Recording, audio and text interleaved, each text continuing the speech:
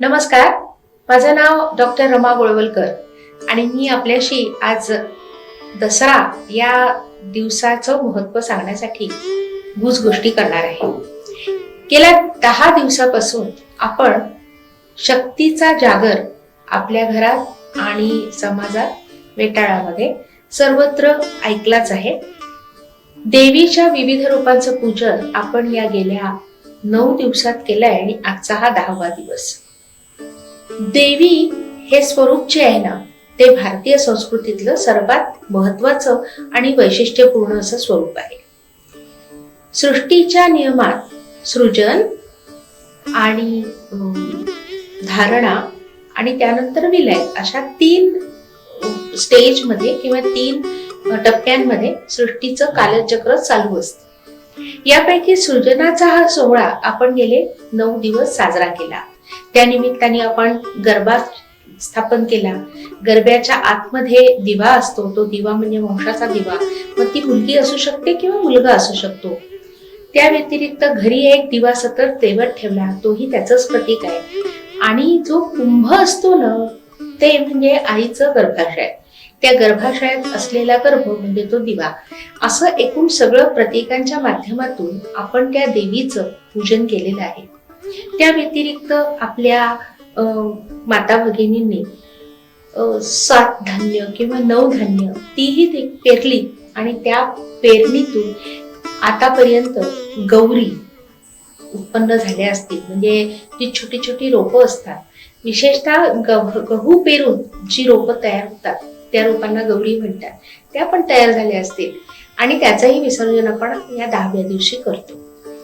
आता नवरात्र साजरं करत असताना अनेकांकडे अनेक प्रथा असतात. काही लोक पूर्ण 9 दिवसाचा उपवास करतात. काही लोकांकडे देवीचं नित्यपूजन करून त्यानंतर पंचपक्वान्नाचं ताट दररोज देवीला नैवेद्य म्हणून अर्पण केलं जातं आणि नंतर मग सगळे घरचे ते पंचपक्वान्न खातात. त्यासाठी एक सवाष्ण असते, एक ब्राह्मण असतो आणि प्रत्येकाचे कुळाचार वेगवेगळे असतात. काहींच्याकडे माळ असते, काहींच्याकडे दिवा असतो, काहींच्याकडे घट स्थापन केले जातात. तर प्रत्येक कुळाची रीत वेगळी. याप्रमाणे आपण देवीचं नवरात्र साजरं केलं. परंतु आता आपल्याला बोलायचं आहे ते दसरा या सणाबद्दल.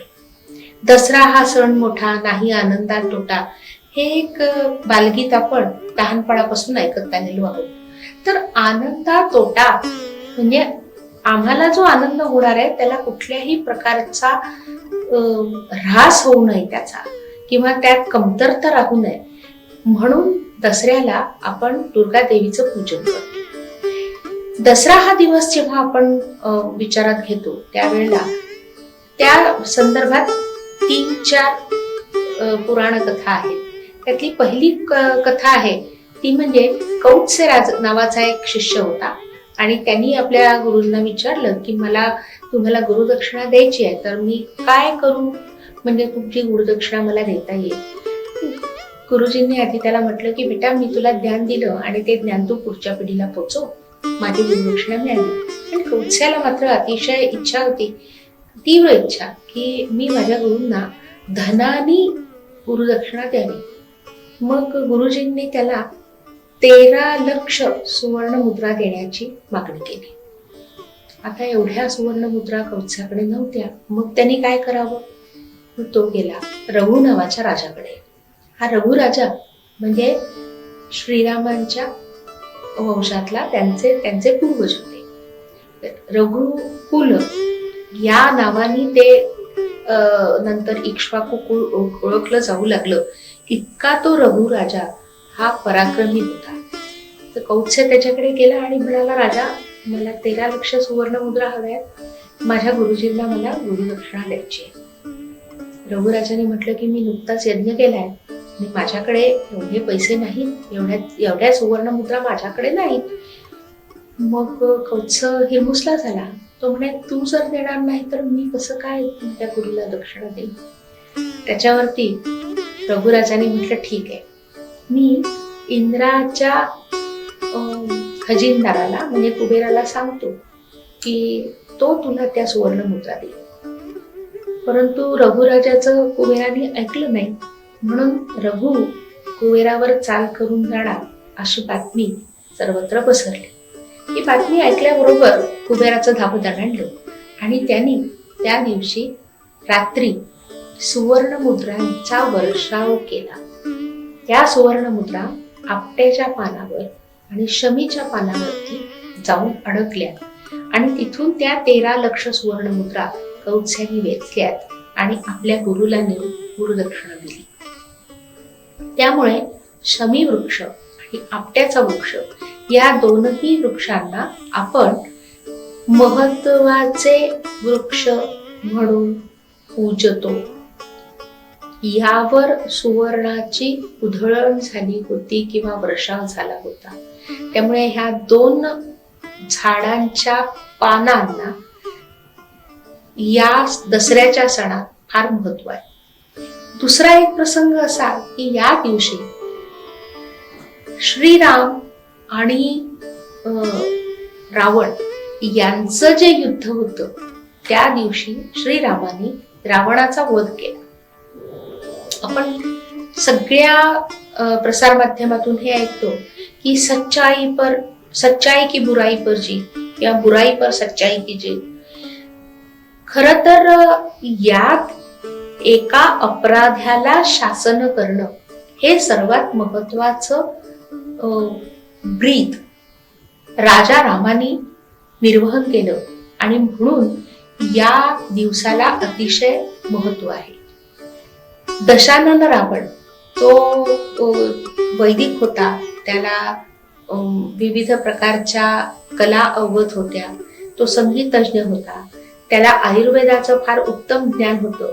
त्यांनी लिहिलेला नाडी परीक्षण हा ग्रंथ आजही आयुर्वेदाच्या महाविद्यालयीन शिक्षणामध्ये एक महत्वाचा ग्रंथ म्हणून सिलेबस मध्ये शिकवला जातो. त्या व्यतिरिक्त 23 असे ग्रंथ आहेत जे प्राचीन तमिळमध्ये आणि स्वाहिली भाषा म्हणजे श्रीलंकन भाषेमध्ये आपल्याला रावणाने लिहिले म्हणून उपलब्ध आहेत. त्यांनी एक रुद्रवीणा नावाची वीणा निर्माण केली होती. शिवरंजनी नावाचा राग त्यांनी निर्माण केला असं म्हणतात. शिवतांडव स्तोत्र हे त्यांनी रचलं असं म्हणतात. तर मग इतका मोठा, इतका प्रचंड विद्वान आणि पराक्रमी राजा, राक्षस कुळातला असला तरी तो राजा होता आणि सोन्याची लंका होती, त्याला वनवासात असलेल्या सीतेला पळवून नेण्याचा मोह झाला आणि तो ढळला, त्याच्या चारित्र्यापासून तो ढळला.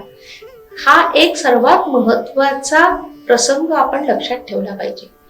आता मुद्दा असा आहे की या राजाला शासन करणं हे श्रीरामाचं आद्य कर्तव्य होतं आणि म्हणून श्रीरामांनी ज्या दिवशी म्हणजे आश्विन शुद्ध दशमीच्या दिवशी विविध शक्तींचा, अस्त्रांचा, शस्त्रांचा आणि वानर सेनेचा वापर करून दशानन रावणाला मारलं, तो दिवस म्हणजे दसऱ्याचा दिवस.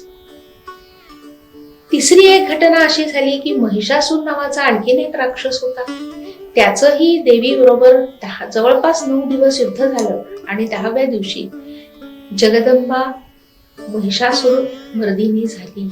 जगदंबा म्हणजे संपूर्ण जगाची आई, सिंह वाहिनी म्हटली जाते, अशी ती देवी जी आहे त्या देवीनी महिषासूर नावाच्या राक्षसाचं पारिपत्य केलं. या 3 घटना ज्या दिवशी घडल्या तो दिवस म्हणजे दसऱ्याचा. परंपरेमध्ये या दिवसाला सीमोल्लंघनाचा दिवस म्हटले जाते. आता सीमोल्लंघन म्हणजे काय, तर आपल्या मर्यादा आपण ओळखायच्या आणि त्या ताणायच्या आणि त्याच्याहून चांगलं, अधिक महत्वाचं, उत्तम असं कार्य करण्याचा प्रयत्न करायचा. दरवर्षी या आपल्या मर्यादा विस्तारल्या गेल्या पाहिजे, हे या सीमोल्लंघनाचं महत्व आहे. पूर्वीच्या काळी ज्या वेळेला राजे लोक युद्ध करायचे आणि ही युद्ध नेहमी व्हायची, त्यावेळी या सगळ्या प्रकरणात म्हणजे चातुर्मासात पावसाळा संपल्या जो सण येतो तो आहे नवरात्रीचा, आणि नवरात्रीनंतर शेवटला दिवस आहे तो दसऱ्याचा. आता हा जो दसरा आपण साजरा करतो आजच्या संदर्भामध्ये, त्यात मला तुम्हाला 3 गोष्टी सांगायच्या आहेत. दसऱ्याच्या 4 दिवस आधी म्हणजे षष्टीला सरस्वती आवाहन करण्यात येतं. सरस्वती ही विद्या आणि कला याच्या अध्ययन आणि अध्यापनाच्या प्रक्रियेची देवता आहे. सरस्वती देवीच्या उपासकांना क्षीर विवेक येतो. म्हणजे काय तर योग्य काय, अयोग्य काय, श्रेष्ठ काय, कनिष्ठ काय, श्रेयस काय, प्रेयस काय हे सहज कळतं. आणि म्हणून सरस्वती देवी ही विद्या आणि कला यांची अधिष्ठात्री देवी म्हणून पूजल्या जाते. तर षष्टीच्या दिवशी सरस्वती आवाहन करायचं, सप्तमीला सरस्वती पूजन करायचं, अष्टमीला सरस्वतीचं बलिदान करायचं, नवमीला सरस्वती विसर्जन करायचं, आणि 10व्या दिवशी एका 3 वर्षाच्या बालकाला किंवा बालिकेला त्याची आई आपल्या मांडीवर बसून अक्षर ओळख करून देते. हा सर्वात महत्वाचा एक प्रसंग आहे प्रत्येक बालकाच्या आयुष्यातला. त्यामुळे आई ही पहिली गुरु का म्हटली जाते, तर 3ऱ्या वर्षी आईने मांडीवर बसून त्या मुलाला किंवा मुलीला पाटीवर श्री गणेश आणि अंकलिपी ही लिहून द्यायची असते आणि त्याला ते गिरवायला लावायचं असतं. सरस्वतीचं आवाहन आणि सरस्वती बलिदान हे केल्यानंतर सरस्वती विसर्जन होतं 9व्या दिवशी. आणि 10व्या दिवशी प्रत्येक लहान मुलाची आई त्याला आपल्या मांडीवर बसवते. ते मूल 3 वर्षाचं असावं. या समारंभाला विद्यारंभ असा दिवस म्हणतात. तर त्याला आपल्या मांडीवर बसवायचं असतं आणि पाटीवरती मुळाक्षर गिरवायचे असतात. आई ही पहिला गुरु आहे. याचं कारण आई मुलाला किंवा मुलीला लिहायला आणि वाचायला शिकवते. यात कुठलाही भेद नाही. प्रत्येक बालकाला आणि बालिकेला लिखाण आणि वाचन हे शिकवल्याच गेलं पाहिजे.